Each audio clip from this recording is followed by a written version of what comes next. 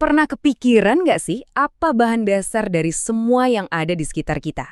Maksud saya semuanya. Dari bintang yang gede banget di langit sampai ya diri kita sendiri. Katanya kan semua ini tersusun dari partikel-partikel super kecil. Tapi pertanyaannya, sekecil apa sih yang paling kecil itu? Yuk kita coba cari tahu bareng-bareng. Coba ingat-ingat pelajaran di sekolah deh. Kita kan diajarin kalau atom itu unit terkecil yang udah nggak bisa dibagi-bagi lagi. Nah, gimana kalau saya bilang pelajaran itu cuma bab pembuka? Cuma awal dari cerita yang jauh lebih dalam dan jujur aja jauh lebih aneh. Kita bakal bareng-bareng nyelam ke skala yang bukan cuma kecil, tapi jadi dasar dari realitas itu sendiri. Oke, biar kebayang sekecil apa kita ngomongin ini, kita pakai perumpamaan pertama yang bakal bikin kepala sedikit pusing. Coba bayangin, kita bisa gedein satu atom sampai ukurannya jadi sebesar bola pingpong. Udah kebayang? Nah, kalau skalanya sama, bola pingpong yang beneran itu bakal jadi lebih besar dari planet bumi. Iya, beneran, segede itu. Dan itu baru titik awal kita. Oke, sebelum kita loncat ke dunia kuantum yang, ya, aneh-aneh itu, kita mulai dari yang deket-deket dulu aja ya. Kita mulai perjalanan menyusut ini dari hal-hal yang mungkin udah kita anggap kecil banget di kehidupan sehari-hari. Yuk, kita mulai. Seekor semut, ya kecil lah ya, panjangnya cuma beberapa milimeter. Butiran garam jelas lebih kecil lagi. Terus, sehelai rambut kita tipis banget kan? Tebelnya itu cuma sekitar 0,1 milimeter. Artinya, kita butuh jejerin 100 helai rambut cuma buat dapat lebar 1 senti. 100! Mau tahu yang lebih gila lagi? Buat nyamain tebelnya sehelai rambut yang super tipis itu, kita butuh atom sebanyak ini. 500.000 atom dijejerin rapi. Bayangin, padahal kita ini bahkan belum bener-bener mulai perjalanan menyusutnya loh. Skalanya udah segini nggak masuk akalnya. Oke, cukup dengan dunia yang masih bisa kita lihat pakai mata telanjang. Sekarang, buat masuk lebih dalam lagi, kita butuh bantuan. Yuk kita intip lewat mikroskop. 25 triliun. Angka apaan tuh? Itu perkiraan jumlah sel darah merah yang lagi warawiri di dalam tubuh kita sekarang juga. Tugasnya, bawa oksigen ke seluruh penjuru tubuh. Jadi ada 25 triliun pahlawan super kecil yang nggak kelihatan lagi kerja keras buat kita.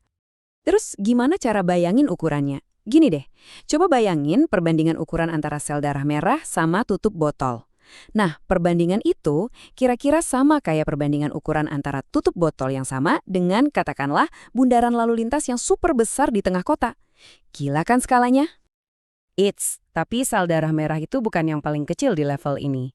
Coba kita pakai perumpamaan lapangan bola. Kalau virus kita gedein jadi seukuran bola sepak, maka sel darah merah di skala yang sama bakal jadi sebesar 2 gawang. Terus bakteri? Wah, bakteri bakal membentang sepanjang 13 lapangan bola. Dari sini aja udah kelihatan kan betapa mungilnya virus itu dibanding bakteri. Yuk, kita nyelam lebih dalam lagi, masuk ke inti sel. Di sanalah kita nemuin si tangga spiral yang terkenal ini. DNA. Ini ibaratnya resep atau cetak biru yang bikin kita, ya jadi kita. Dan ini bagian yang menurut saya luar biasa banget. Di dalam tiap satu sel yang super kecil itu, ada untayan DNA yang kalau dibentangin, panjangnya bisa hampir 2 meter. Sekarang coba bayangin, kalikan itu dengan triliunan sel di tubuh kita. Panjang totalnya, udah deh nggak usah coba dibayangin, pusing nanti. Akhirnya, kita sampai juga di tujuan yang selama ini kita kira jadi pemberhentian terakhir, si atom, blok bangunan dasar dari segalanya. Tapi, seperti yang bakal kita lihat, isi dalamnya itu sama sekali nggak kayak yang kita bayangin. Jadi isinya atom tuh apa aja sih? Gampangnya gini, di tengah-tengah ada inti yang padat, namanya nukleus. Isinya proton sama neutron. Terus, di sekelilingnya ada awan elektron yang gerak terus. Tapi, nah ini poin kuncinya, sebagian besar dari atom, hampir semuanya, itu cuma ruang kosong. Dan ada cara yang keren banget buat ngambarin ini. Bayangin kita gedein atom sampai sebesar stadion bola. Nukleusnya, yang isinya hampir semua berat atom itu, ukurannya cuma bakal sebesar kelereng di titik tengah lapangan. Sisanya, yaitu tadi, ruang kosong. Jadi, nukleus itu batas akhirnya? Oh, tentu tidak. Perjalanan belum selesai. Kita bisa nyelam lebih dalam lagi, masuk ke dalam proton dan neutron itu. Selamat datang di dunianya para quark. Nah, pertanyaannya sekarang, setelah semua perumpamaan gila-gilaan tadi, sekecil apa sih quark ini? Siap-siap ya, karena perumpamaan berikutnya ini bakal bawa kita ke skala yang, ya ampun, kosmik banget. Oke, ikutin saya pelan-pelan. Bayangin kita ambil satu biji quark yang sama sekali nggak kelihatan itu. Terus kita perbesar terus, sampai ukurannya jadi sebesar kelereng yang bisa kita genggam. Udah kebayang kelerengnya? Nah, dengan skala perbesaran yang sama, atom tempat si quark tadi berasal bakal jadi segede seluruh Pulau Jawa. Saya ulang ya, dari kelereng di tangan kita, loncat ke atom yang ukurannya sebesar Pulau Jawa. Gila, itu lompatan skala antara quark dan atom. Oke, kita udah ngelewatin atom, nembus nukleus, dan nemuin quark. Pertanyaannya, masih ada lagi yang lebih kecil. Nah, disinilah kita mentok. Kita sampai di batas pemahaman fisika modern. Sebuah batas yang sifatnya teoritis dari realitas itu sendiri. Namanya adalah panjang Planck. Penting nih, ini bukan benda ya, tapi sebuah batas teoretis.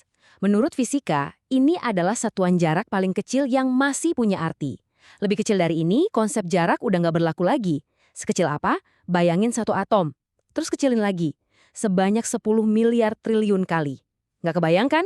Emang. Coba deh, kita renungin ini sebentar. Ini fakta yang bikin merinding. Ternyata, kalau diukur dari ujung ke ujung skala, ukuran tubuh kita sebagai manusia itu lebih dekat ke ukuran seluruh alam semesta yang kita tahu daripada ke ukuran si panjang Planck tadi. Jadi, kita ini sebenarnya lebih besar daripada kita kecil. Jadi, setelah perjalanan gila-gilaan ini, dari sehelai rambut sampai ke batas realitas fisika, apa dong artinya semua ini? Apa yang bisa kita bawa pulang dari penjelajahan ke skala yang super ekstrim ini? Mungkin ini kesimpulannya. Kita sering banget kan lihat ke langit malam, terus takjub sama luasnya alam semesta di luar sana. Tapi ternyata ada alam semesta lain yang sama megahnya, sama misteriusnya, yang tersembunyi di dalam tiap partikel yang nyusun diri kita. Dunia di dalam ternyata sama tak terbatasnya dengan dunia di luar. Jadi penasaran kan, apalagi ya yang belum kita temukan?